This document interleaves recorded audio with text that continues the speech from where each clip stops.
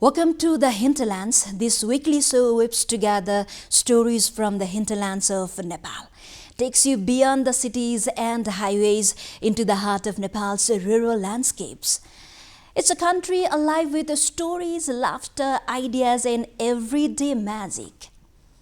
I'm Rosina Rai, and we will be leading you into this journey every week. When we hear about Nepal, images of the majestic Himalayas, rich cultural diversity, and a vibrant festival quickly come to our mind. A land where festivals are not just celebrations, but a way of life. Festivals and Nepal are often considered synonymous, reflecting the country's deep cultural roots and ethnic harmony. And with that spirit, we begin this new episode of the Hinterlands by exploring Magi, one of the most significant festivals of Nepal, predominantly celebrated in the Tarai region. Nepal celebrates Magi Sankranti, also known as Makar Sankranti, as per lunar calendar, as one of its most cherished festivals. It marks the sun's northward journey, signaling the end of the winter and the start of longer days and new beginnings. While the essence of the festival remains the same, its celebration varies across communities, each adding its own tradition and flavor. For the Tharu and Magar communities, Magi is celebrated as the New Year, while the Newar community observe the day as Ghya Chaku Salu, when ghee and molasses are consumed to provide warmth and energy during winter. In western districts such as Dang, Kapilvastu, Kailali, and Nawalparasi, Tharu villages are filled with excitement and joy with the celebrations. The villages came alive with harvest feast, ancestral worship, and vibrant traditional dances. The air resonates with the rhythms of Maghota and Sakhiya dances.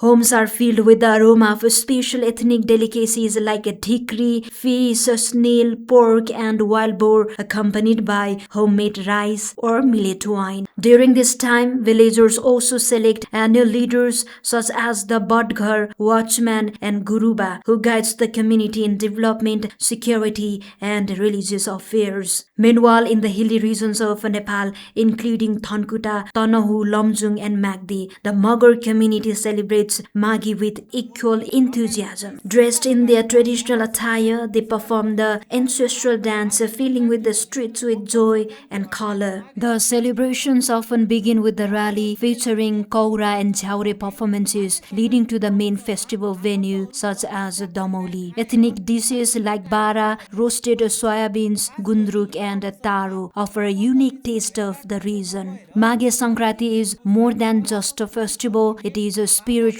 and cultural marker of renewal. It symbolizes health, prosperity, and community, serving as a time for charity, religious rituals, and new ventures. Above all, it is a moment when Nepali communities across the country come together to celebrate life, tradition, and the hope for year ahead.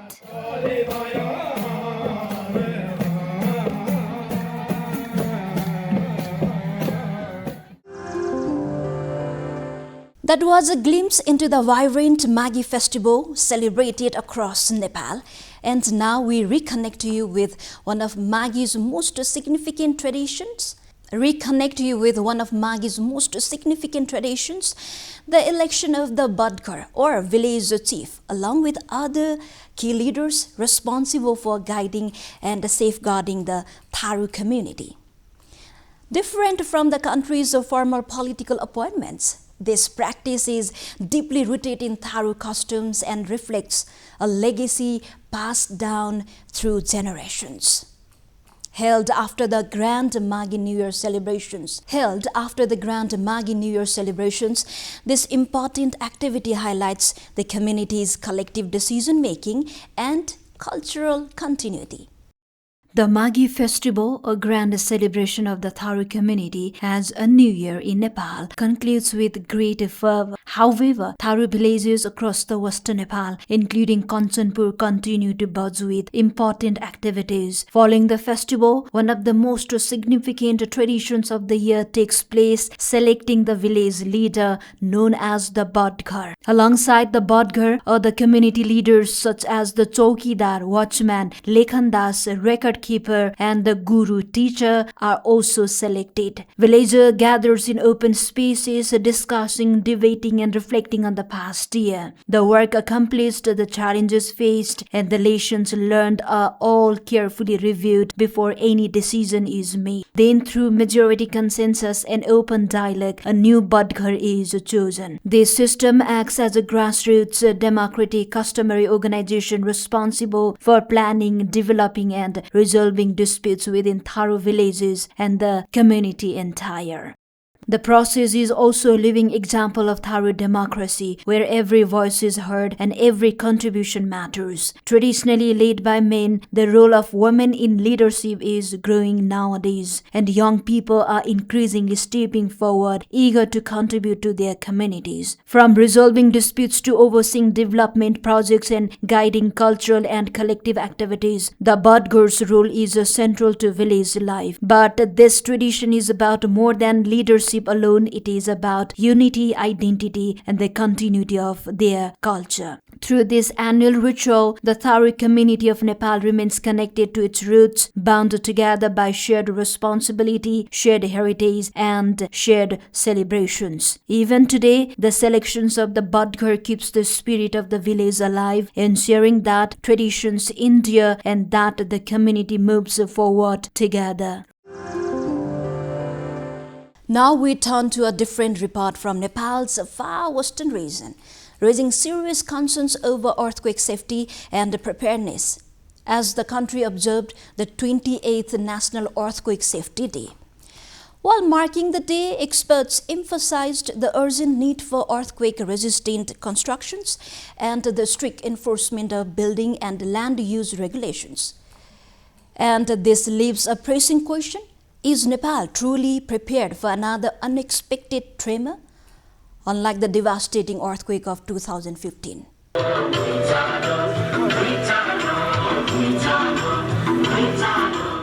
Events including morning rallies and awareness programs were part of the 28th National Earthquake Safety Day that was observed Friday across Nepal. Western Nepal, separated by Gorkha, tectonically is separated from the center and is facing a growing earthquake threat, much due to lack of awareness among the rural folks. Experts warn that this region lies in one of the country's most seismically active zones, where a long period without a major earthquake has allowed dangerous levels of energy to accumulate beneath the ground. Geological studies indicate that more than 5 centuries since 1562 Bikram Sambat, no major earthquake has struck the mountainous belt stretching from Gorkha to Nepal's western border and beyond into India. In contrast, central Nepal experienced the devastating 7.6 magnitude Gorkha earthquake in 2015. Seismologists say that the absence of a similar event in western Nepal makes the region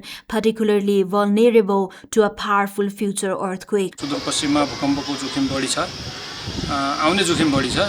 शहरी लगायत पहाडी भूभागमा बनेका परम्परागत घरहरू भूकम्पको कति जोखिममा छन्, कति क्षति हुने हो भन्ने त्यो आकलनहरू पनि त्यति भएको पाइदैन। Between 2022 and 2026, more than 100 tremors were recorded across the far western province of the country, sharply increasing in 2023 to 24. Bajang district experienced the highest number of tremors, followed by Bajura, Acham, Doti, Baitari, Dadildhura and Darchula. The danger is compounded by the fact that most settlements in the far western province consist of old, non-engineered buildings that are highly vulnerable to strong shaking. Experts are calling for earthquake-resistant construction, strict enforcement of building and land use regulations, and enhanced preparedness measures, including search and rescue capacity and community awareness. While provincial authorities defend that steps toward preparedness have already begun, done, but experts stress that coordinated action by federal, provincial and local governments is essential. In a country as seismically fragile as Nepal, preparedness and resilience remain the strongest tool to protect lives and communities from future earthquakes.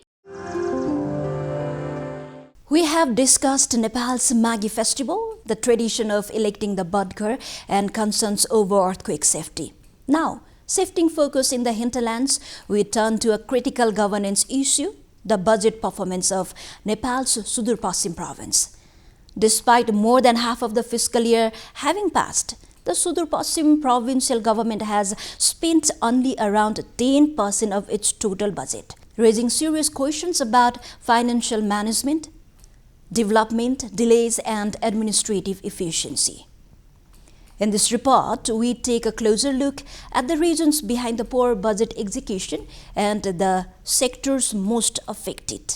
6 months into Nepal's current fiscal year, the Sudur Paschim government is struggling to turn its budget plans into action. Despite ambitious promises and a larger budget than last year, spending on the ground remains strikingly low. By mid-year, the province has managed to spend only about 10% of its total budget, a figure that raises serious questions about the effectiveness of provincial governance under Nepal's federal system. Only 3.66 billion Nepali rupees has been spent so far. Budget that was meant for roads, irrigation, canals, schools and health facilities projects that directly affect people's daily lives has not been touched. With capital spending at just 5.8%, development work across the province has slowed and delayed, leaving many projects stalled before they even begin. This year, the Sudur Paschim government announced a budget of over 33.46 billion Nepali rupees, equivalent to 230,915,000 US dollar, focused on key sectors such as infrastructures, education, health and agriculture. But the numbers tells a different story. Compared to last year, the decline is stark.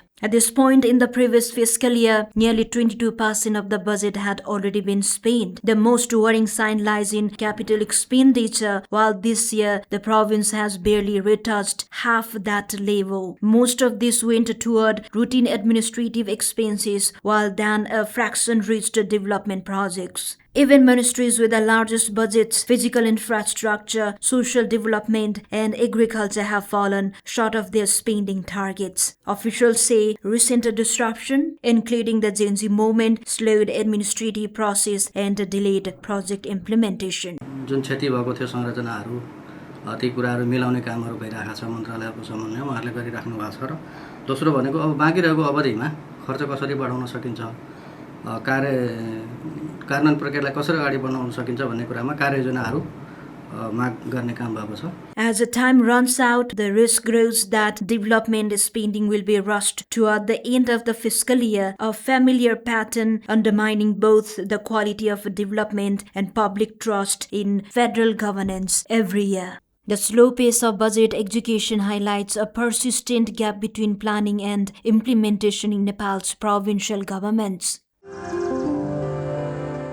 This brings us to the final report of this episode of The Hinterlands, where we compile visuals from districts across the country to capture Nepal's intensifying election fervor ahead of the upcoming House of Representatives elections scheduled for March 5th.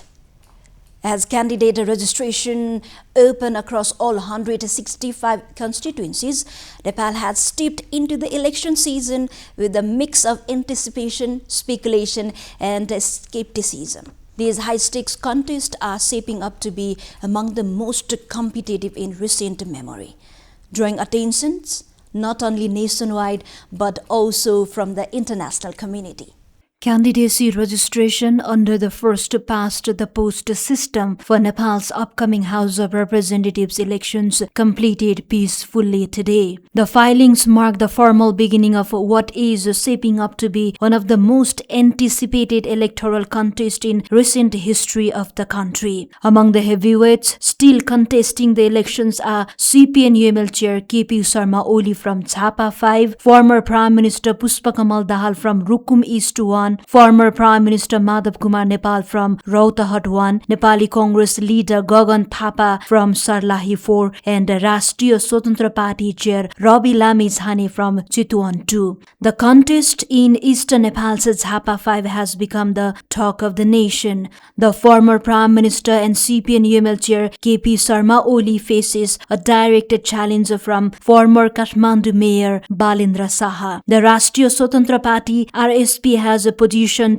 Saha as a potential future Prime Minister, turning the constituency into a high-stakes battleground against one of Nepal's most seasoned political leaders. Pushpakamal Dahal, coordinator of the Nepali Communist Party CPN and a three-time Prime Minister, filed his nomination from Rukum East Constituency number 1. Known for contesting from multiple constituencies over the years, Dahal previously ran from Gorkha 2 in 2022, Chitwan 3 in 2017, Siraha 5 in 2013, and both Rolpa 2 and Kathmandu 10 in 2008. Meanwhile, Dr. Baburam Bhattarai of the Progressive Democratic Party submitted his nomination from Gorkha 2, the same constituency he won in the past. Bhattarai's last-minute entry sets the stage for a closely watched race, with voters weighing competing visions for governance, development and regional leadership. Former Prime Minister Madhav Kumar Nepal filed his candidacy from Rautarhut 1, continuing his representation of the constituency. RPP chair Rajendra Lingdel also entered the race from Jhapa 3, a seat he had previously held in parliament, while Rashtriya Swatantra Party RSP chair Rabi Lamizhane decided to be in the race from Chitwan 2. Political competition has also intensified in Jhapa 2, where former Speaker Devraj Ghimire and Deputy Speaker Indira Rana Magar have filed their nominations. In Kathmandu 3, Kulman Ghising, chair of the Ujalo Nepal Party and former Minister for Energy, Water Resources and Irrigation, registered his candidacy. The constituency 3 in Kathmandu is expected to see heated contest on March 5th election, with the former Kathmandu Metropolitan Police Chief Rajunath Pandey running under the Rashtriya Swatantra Party banner. Meanwhile, the newly elected president of the Nepali Congress, Gagan Thapa, has officially filed his candidacy from Sarlahi 4. With nominations complete and political heavyweights in the field, Nepal now heads towards a fiercely contested election that could redefine the country's political landscape. Beyond the cities and the headlines, real life continued to unfold. Stories shaped by struggle, strengthened by resilience, and carried forward by hope. This is the Hinterlands, and we will be back next week with more stories from the heart of Nepal. This is Rosina Rai here again. Goodbye for now.